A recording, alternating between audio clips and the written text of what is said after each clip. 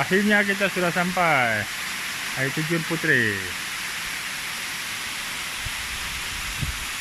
Tinggi.